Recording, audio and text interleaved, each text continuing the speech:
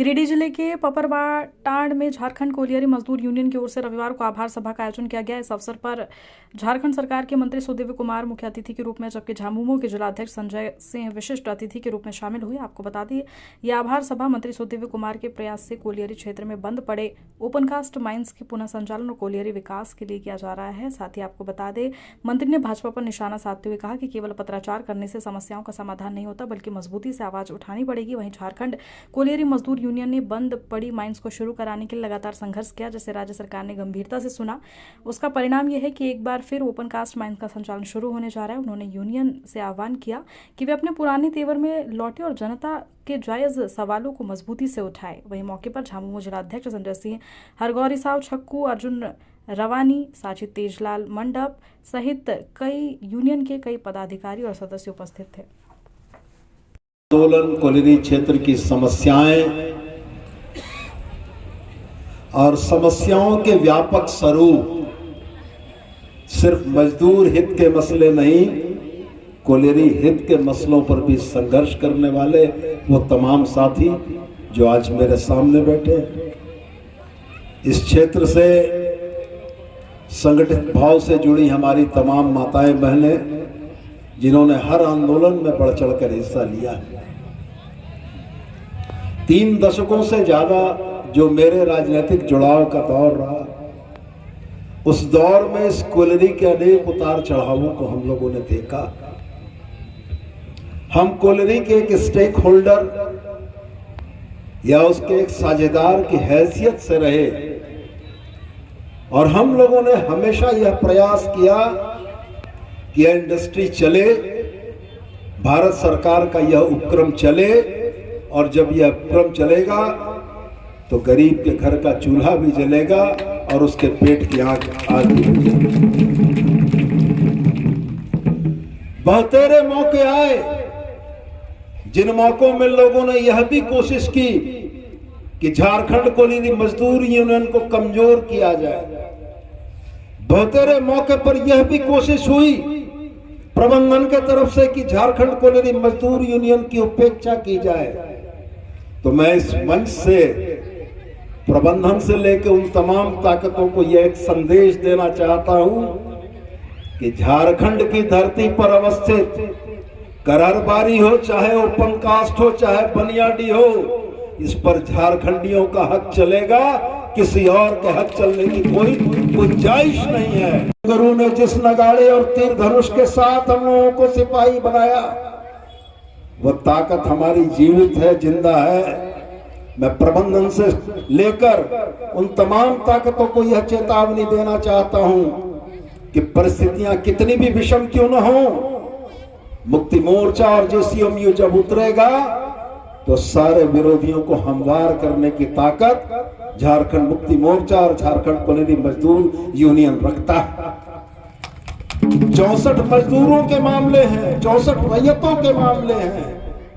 अगर फाइलों में और टेबलों पर घूमती इन फाइलों ने उनको न्याय नहीं दिलाया है, तो मैं निश्चित रूप से अपने उस विस्थापित रैयत की बात से बहुत सहमत हूं जिसने कहा कि 40 वर्षों का अंतराल गुजर गया। मैं एक बात और सिर्फ कहना चाहूंगा, हमारे तमाम साथी जिन लोगों ने राजनीतिक तौर पर झारखंड मुक्ति मोर्चा में आंख खोली और आज भी झारखंड मुक्ति मोर्चा के साथ हैं, हमारी मां बहनें जिनके परिवार के साथ हम लोगों के पीढ़ियों के संबंध रहे हैं, आज वो भी हमारे साथ हैं। लेकिन एक छोटी सी कमी कभी कभार होती है, जब आपकी जरूरत है तो संगठन और पार्टी पूरी मजबूती से खड़ी होती है। लेकिन हमने देखा है कि चुनाव में कुछ लोग आके आपको और हमको बांट कर चले जाते हैं। आप यह जानते हैं कि किसी भी संगठन की ताकत राजनीतिक होती है।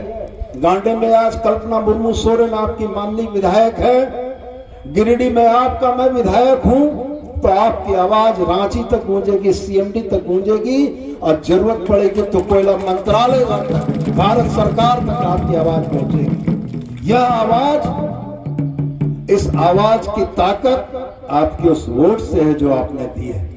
तो मैं ये जरूर कहना चाहूंगा कि उन विस्थापित परिवारों के साथ मुक्ति मोर्चा और कोलिन मजदूर यूनियन पूरी मजबूती के साथ लड़ेगा और ये टेबल पर घूमने वाले फाइलों की इस यात्रा को सीमित करते हुए उनको निर्णायक अंजाम तक पहुंचाने का प्रयास करेगा।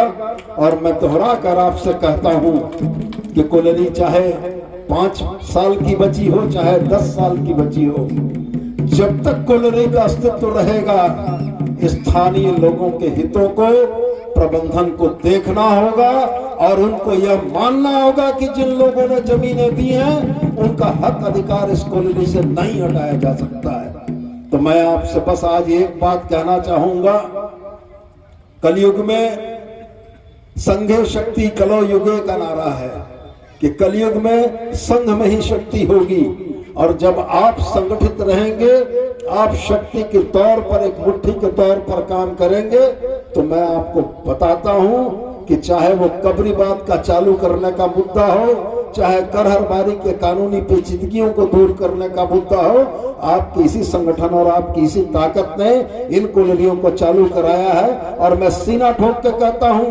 कि कॉलोनी के प्रबंधन से पूछ लीजिए कि किस राजनीतिक दल और किस नेता ने इस कॉलोनी को जिंदा करने के लिए सबसे ज्यादा मेहनत की है। जवाब आपको मिल जाएगा और जवाब आप भी जानते हैं। तो मैं यही कहता हूं कि जब हम कॉलोनी को अपना मानते हैं तो प्रबंधन को भी हमको अपना मानना होगा।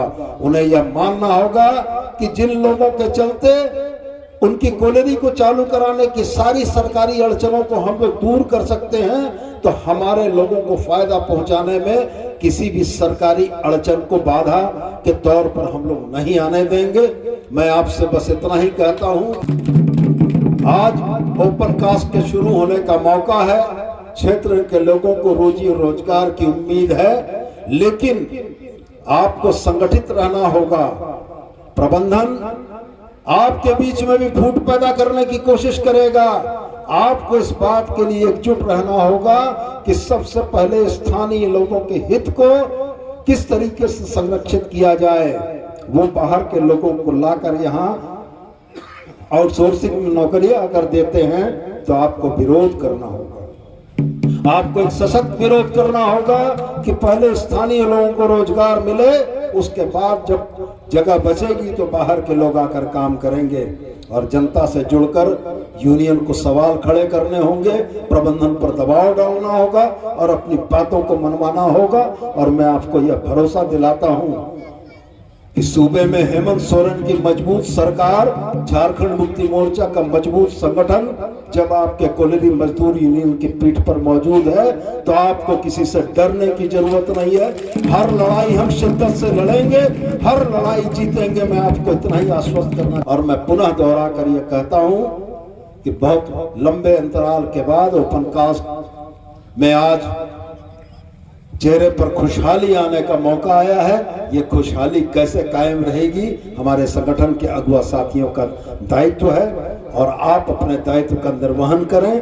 पार्टी, संगठन और सरकार आपके पीठ पर पूरी मजबूती के साथ खड़ी रहेगी।